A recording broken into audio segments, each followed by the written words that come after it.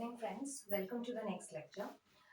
So we'll continue the last lecture. In the last lecture, we talked about the ovarian cycle. Okay. So today we're going to read about the uterine cycle. But before we start with the uterine cycle, I missed one point in the last lecture. So I just want to mention that. Now, as you can see, the theca cells layer. There is one special thing about theca cells. Theca cells के बारे में एक बहुत special चीज है. Theca cells जो है वो हमारा vascular part है. जितना ब्लड सप्लाई आता है ना वो थीका सेल्स तक आता है. Theca sales is the vascular part. Okay, तो जितना नरिशमेंट है वो सब थीका सेल्स के पास आता है. थीका सेल्स में ये क्वालिटी है कि वो ब्लड स्ट्रीम से एलडीएल कोलेस्ट्रॉल को एक्सट्रैक्ट कर सकता है and then in the presence of luteinizing hormone उसको कन्वर्ट कर सकता है into androgens. Okay, on the other hand हमारे पास जो ग्रैनुलोसा सेल्स हैं, ग्रैनुलोसा सेल्स जो हैं वो एवास्कुलर होते हैं. उसके पास डायरेक्टली कोई नरिशमेंट नहीं आती है.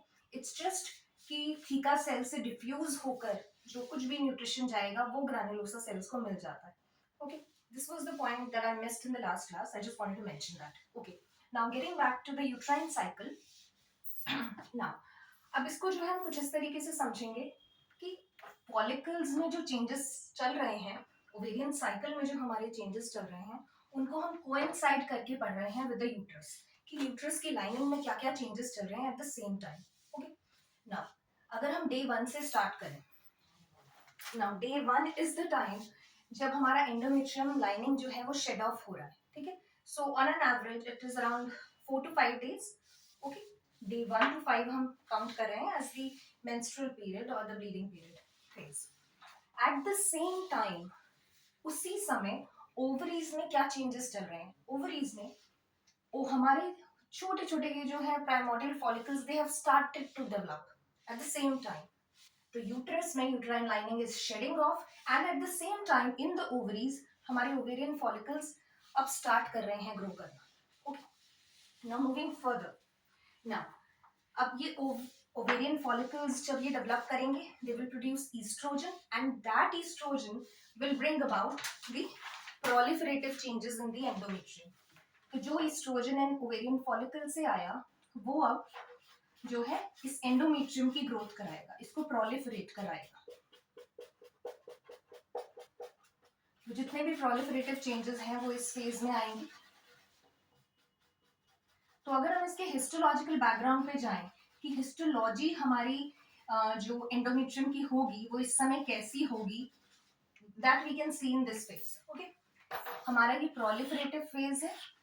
तो इसमें बेसिकली हमारे पास क्या होता है, हमारे जितने भी ग्लैंड्स हैं they are tubular, they are narrow. Okay, सभी जो ग्लैंड्स हैं हमारे they are tubular, they are narrow and जो हमारा स्ट्रोमा है वो भी लूजली स्प्रेड होता है. ठीक है, क्योंकि अभी ये सिर्फ एक प्रोलिफरेटिव फेज है.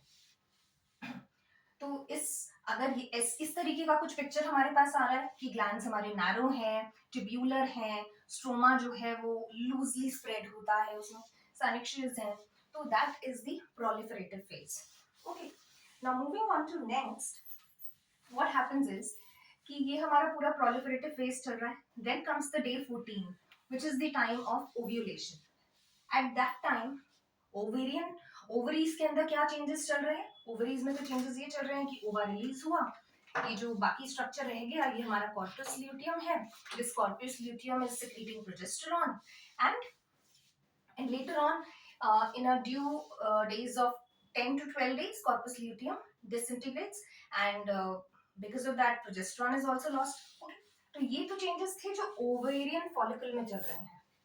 तो डे 14 के बाद हमारी यूटराइन लाइनिंग में क्या चेंजेस आते हैं. ओके, तो वहां पर जो चेंजेस बेसिकली आ रहे हैं अब क्या है, ये जो कॉर्पस ल्यूटियम हमारा उस समय पर फॉर्म हुआ था वो क्या रिलीज कर रहा है, वो रिलीज कर रहा है प्रोजेस्टेरॉन. ओके, और प्रोजेस्टेरॉन का काम क्या होता है, उसका काम होता है सेक्रीटरी चेंजेस लेकर आना एंडोमेट्रियम में. ये सेक्रीटरी चेंजेस क्या है. Now what are these secretory changes, वो आप समझ पाओगे बाय अंडरस्टैंडिंग कि उस समय की हिस्टोलॉजी हमारे एंडोमेट्रियल लाइनिंग की कैसी होती है. अगर आप यहाँ पर ग्लैंड्स देखोगे ना, दे आर कॉर्कस्क्रू शेप्ड.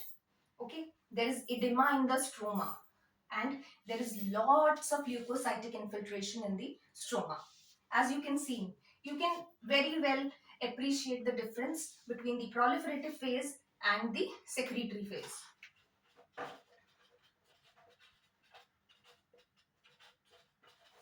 एक ड्रास्टिक शिफ्ट होता है यहां से यहां तक की जो पिक्चर है ना एंडोमेट्रियम की, वो एक बहुत ही ड्रास्टिक शिफ्ट है.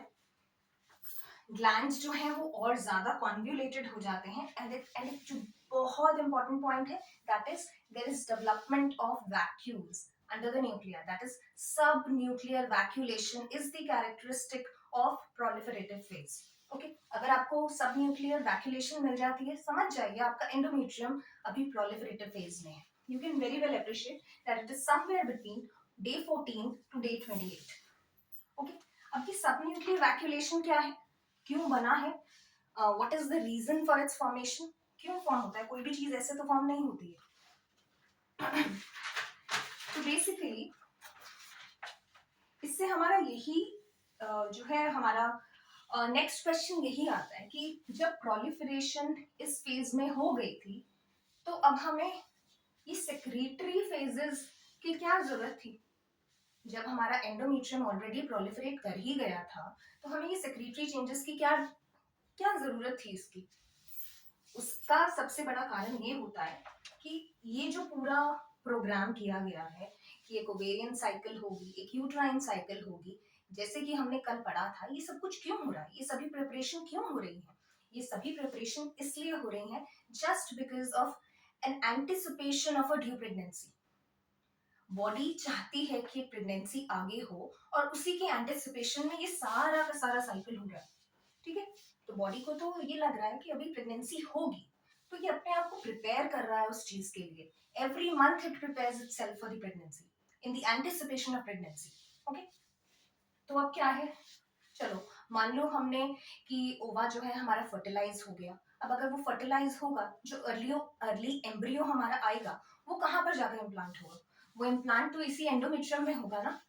अब इस एंडोमेट्रियम में आके इम्प्लांट होगा तो उसको नरिशमेंट कहाँ से मिलेगा, उसको नरिशमेंट इन सब न्यूक्लियर वैक्यूलेशन से मिलेगा. बिकॉज इस सब न्यूक्लियर वैक्यूलेशन में ही हमारा एक बहुत इंपॉर्टेंट चीज स्टोर होता है दैट इज ग्लाइकोजन, जो कि हमारे अर्ली एम्ब्रियो को नरिशमेंट देगा. ठीक है, तो ये जो सारा पिक्चर हो रहा था वो इसीलिए हो रहा था just because of anticipation of a pregnancy. ये सारा खेल उसी चीज के लिए हो रहा है. ओके